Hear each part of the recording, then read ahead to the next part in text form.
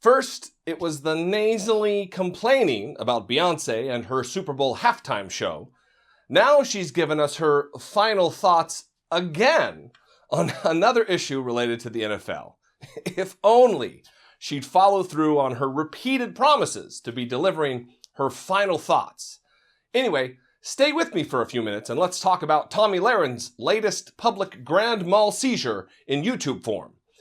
Hey there, I am Jesse Dollemore, and this is The Conversation.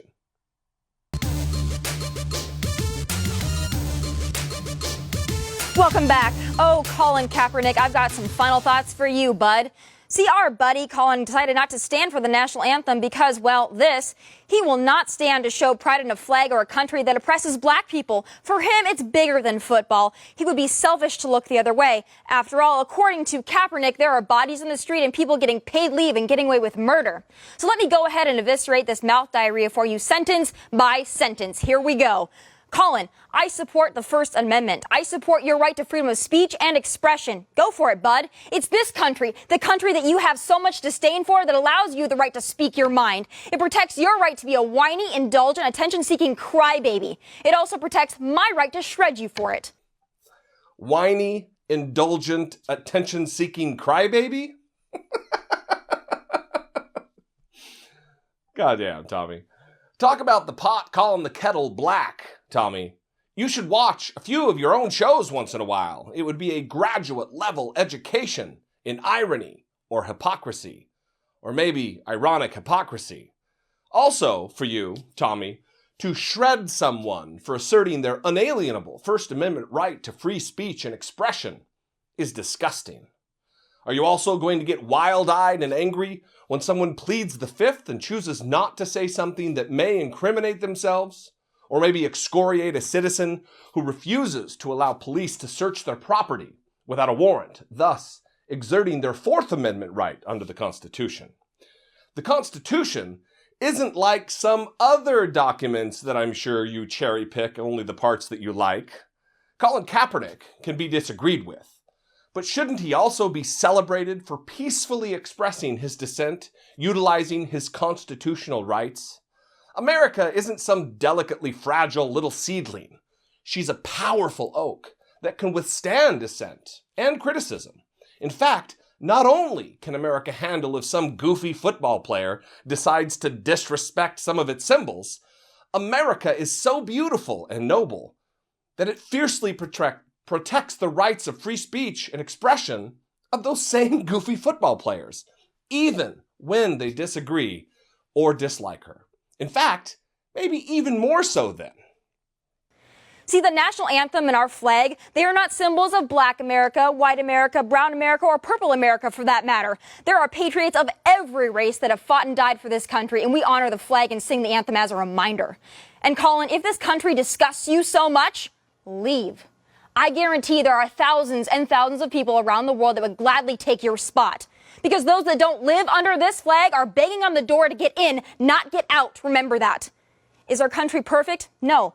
But what have you done to make it better? What's your contribution? Sitting there like a fool? What selfish is you, buddy? And what's your message to black kids, to people of color? That their biggest contribution to justice and self-fulfillment is to parade around with a chip on their shoulder like a victim? Listen, Tommy.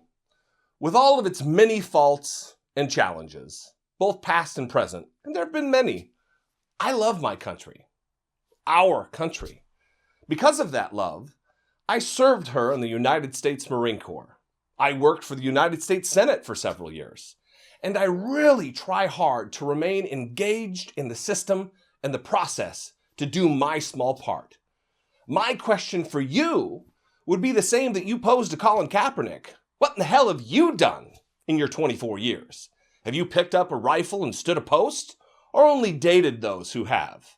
Have you done anything to ensure that we're becoming that more perfect union our founders dreamed we'd ultimately be?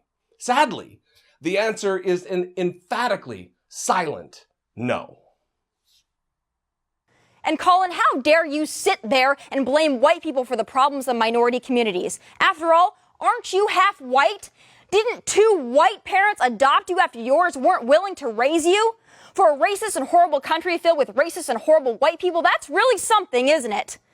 Maybe you should also decline the paycheck from the white owner of your team or the white fans that buy your merchandise and fill the stands to watch you play. There's a statement I don't see you making anytime soon.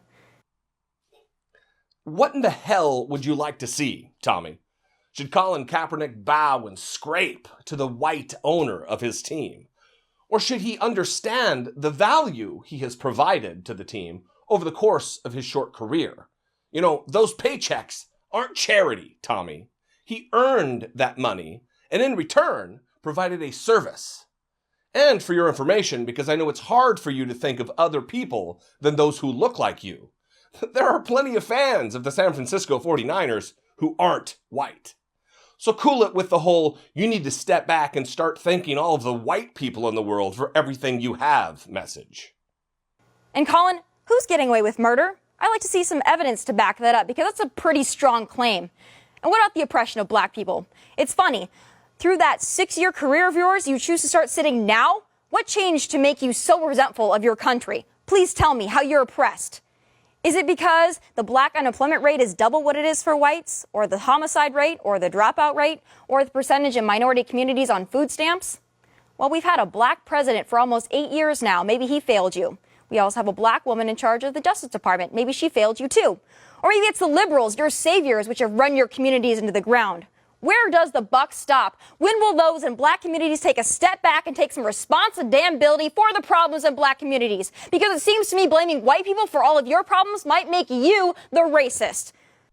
Seriously, Tommy?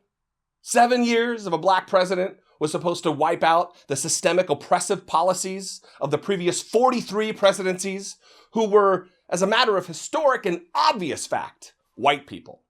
Hell, black people were owned as white people's goddamn property for the first 16 presidencies and for the 200 years or so before this was even a country.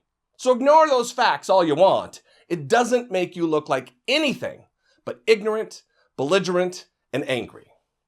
Is your message to Colin Kaepernick and the black community in America really, come on blacks, don't you know that we've had a black president for 2.9% of the time America has been a country?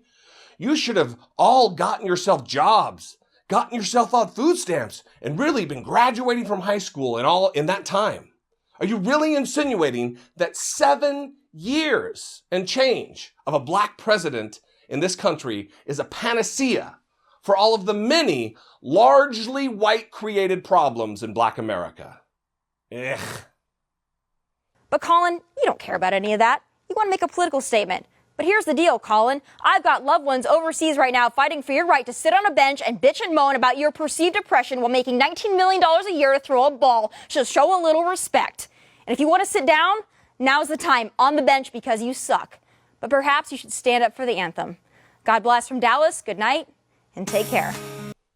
And also, about that, I've held my tongue on this one for a while, but I just can't anymore. Stop it with all the God talk when you were clearly aren't living like the Christian you profess to be. Would you be speaking with the same vile tone and rancorous words toward your fellow children of God if Jesus were sitting there in your studio with you? The example you set as a Christian and as an American is sickening to me. All right. Well, thanks a lot, everybody. I am Jesse Dollemore, and this has been The Conversation.